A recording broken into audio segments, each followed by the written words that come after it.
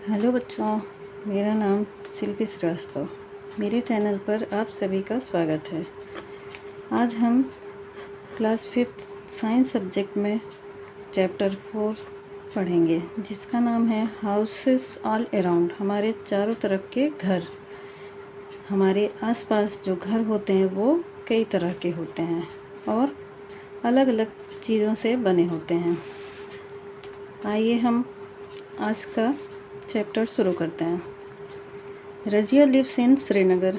रजिया श्रीनगर में रहती है। Her house has a fire place and a sloping roof. उसके घर में फायर प्लेस होता है। फायर प्लेस मतलब जहाँ पे आग जलाते हैं, आग जला के हम सेकते हैं या फिर अपने घर को गर्म करते हैं। एंड ए स्लोपिंग रूफ, और एक ढलान की तरह का छत। Bhanwar Singh lives in Jaisalmer. भंवर सिंह जैसलमेर में रहते हैं। His house has A flat roof and thick walls. उनका घर की छत जो है वो फ्लैट होती है, समतल होती है, और वॉल्स जो दीवार होती हैं वो थिक मतलब मोटी होती हैं। In Assam and Arunachal Pradesh houses are mostly made of wood and bamboo. Assam और अरुणाचल प्रदेश के जो घर होते हैं वो ज़्यादातर वुड और बम्बो से बने होते हैं, मतलब लकड़ियाँ और बांस से बने होते हैं। In some places where it rains a lot.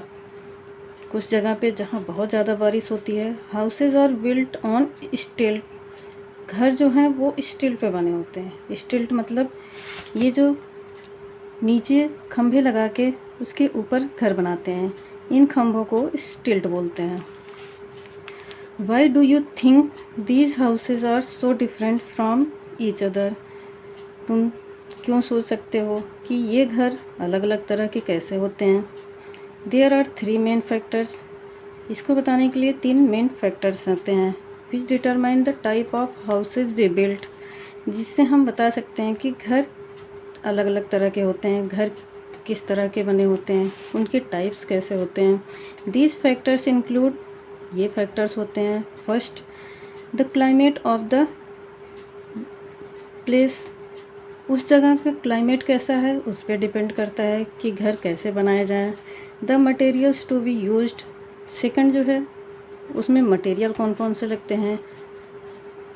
Third the budget available to us. हमारे पास कितना पैसा है, हमारे पास बजट कितना है जिससे हम घर बना सकें। जिसके पास ज़्यादा पैसा होता है वो बड़े घर बना सकते हैं, जिनके पास कम पैसा होता है वो छोटे घर बनाते हैं। तो आज हम ये क्लाइमेट पढ़ेंगे। पहले क्लाइमेट क्या है।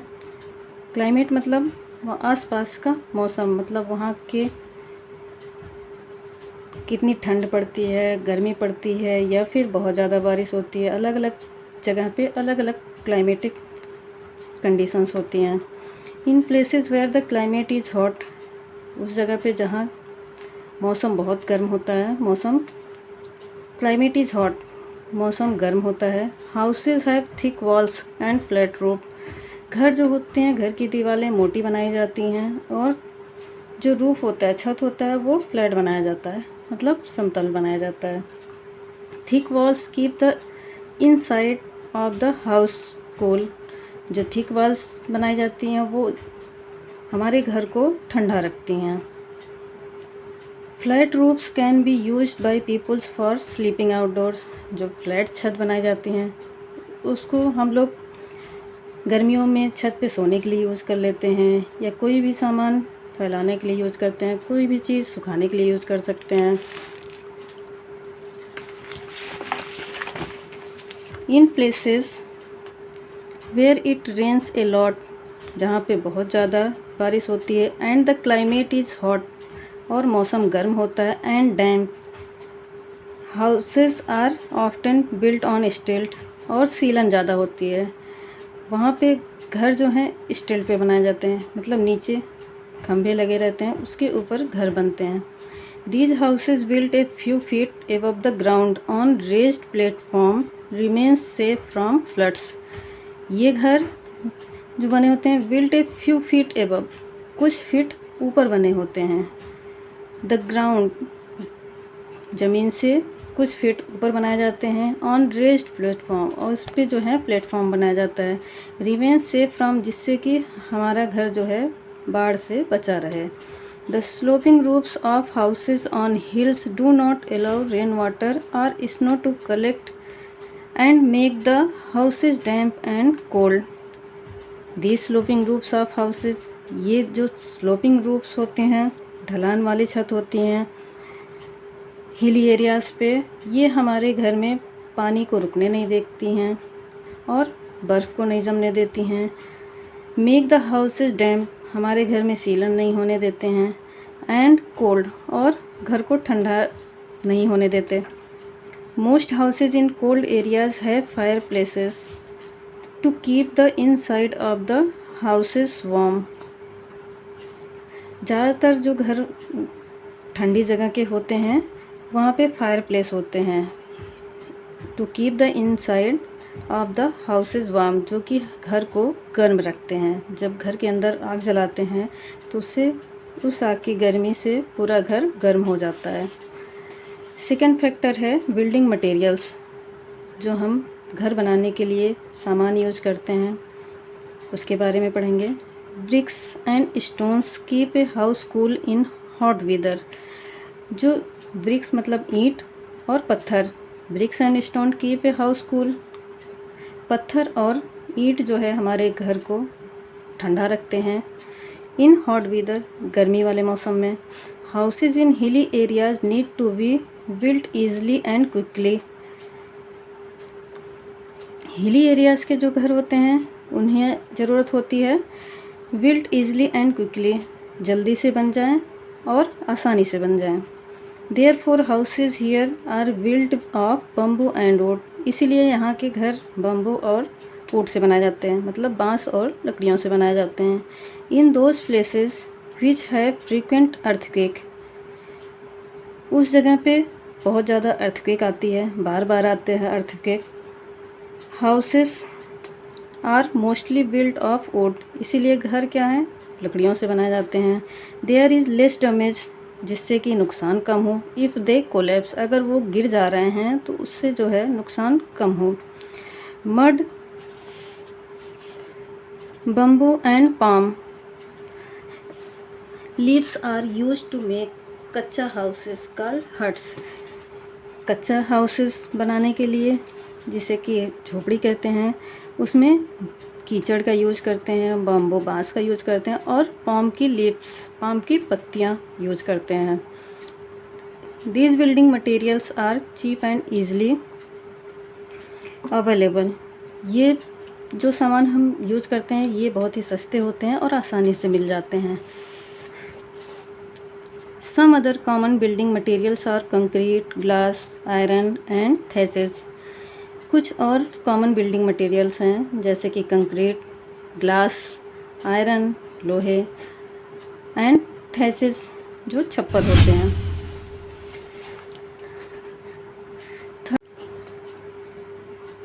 The money available of the budget is the third factor. हमारे पास जो पैसा होता है वो तीसरा फैक्टर होता है, जिससे हम घर के साइज़ और घर की डिज़ाइन को निश्चित करते हैं। Less money is needed to build a small hut, कम पैसे की ज़रूरत में हम छोटा सा हट में झोपड़ी बना लेते हैं।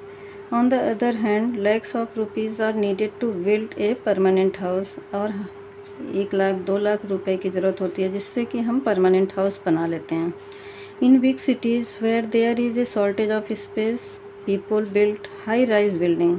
बड़े बड़े शहरों में जहाँ पे जगह की कमी होती है, लोग वहाँ पे ऊंची ऊंची बिल्डिंग बनाते हैं। Sometimes they form cooperative housing societies to save on space and money. कुछ कभी कभी वो लोग कोऑपरेटिव हाउस बना लेते हैं जिसे कि सोसाइटीज़ कहते हैं, जिससे कि हमारे जगह बचती है और हमारा पैसा बचता है। थिंग्स टू रिमेंबर, घर बनाने के लिए हमें क्या क्या चीज़ें याद करनी होती हैं। मतलब घर बनाने से पहले घर बन जाता है फिर घर बनाने के बाद जब बन जाता है घर, उसके बाद हमें क्या क्या चीज़ें याद रखनी चाहिए। There are some points to be kept in mind before, during and after the construction of a house. कुछ पॉइंट्स हैं जिसको हमें अपने दिमाग में रखना चाहिए घर बनाने से पहले, घर बन जाता है तब, और उसके बाद घर बनने के बाद।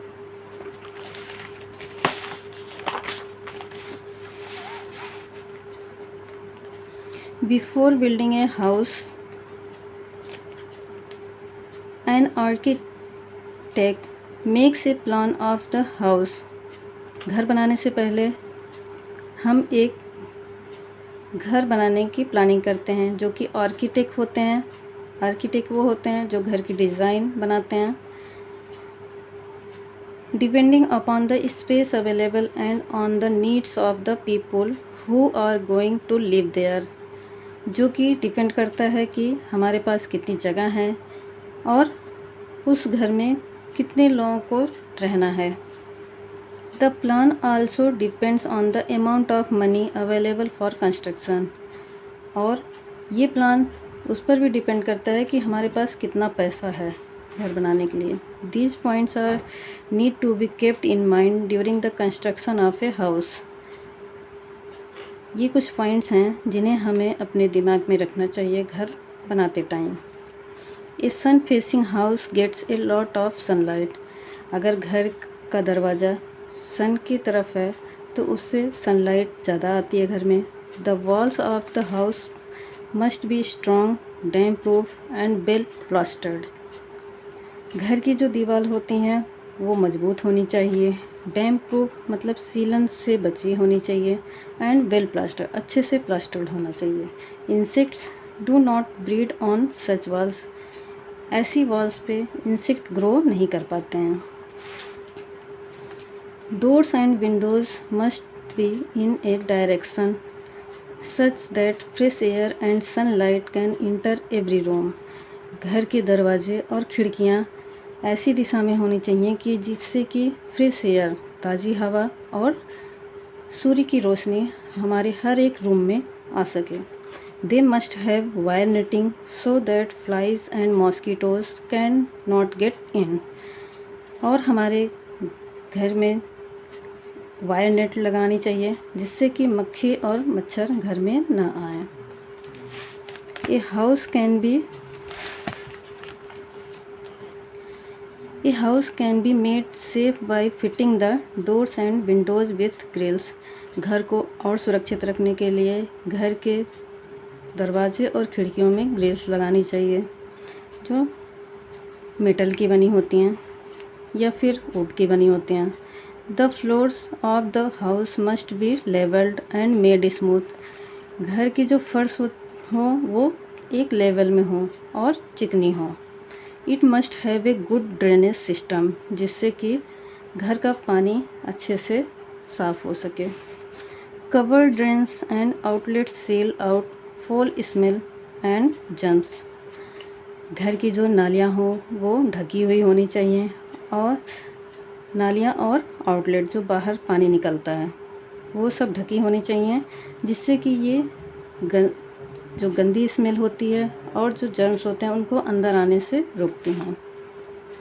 Once the construction is over, जब काम पूरा हो जाता है, proper care must be taken of the house. तब हमें घर का अच्छी तरह से ध्यान रखना चाहिए। The house must always be kept clean. घर को हमेशा साफ रखना चाहिए। The floors must be swept and mopped every day. घर की जो फर्श होते हैं उनको हमेशा साफ़ करते रहना चाहिए, और पोछा भी लगाना पानी से और साफ़ करते रहना चाहिए।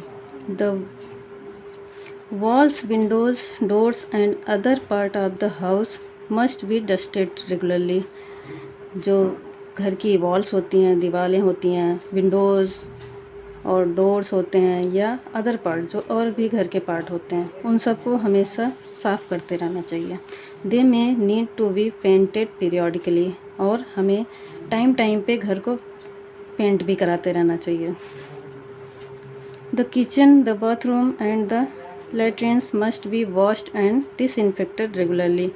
घर का जो किचन होता है, बाथरूम होता है, लेट्रिन्स होता है, उनको हमेशा साफ़ करते रहना चाहिए और डिसइंफेक्टेड करते रहना, मतलब उसमें फिनाइल या कोई भी ऐसी चीज़ डालते रहना चाहिए जिससे कि उसमें कीड़े ना लगें और गंदगी ना हो। The area surrounding the house must B kept clean. और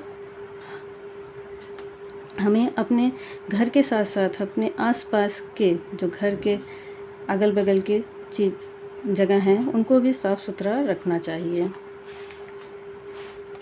ए clean and well kept house is a joy to live in. हमें जीवित रहने के लिए, हमें अच्छे से जीवन जीने के लिए, खुशहाल जीवन जीने के लिए घर को हमेशा साफ़ सुथरा और अच्छा रखना चाहिए।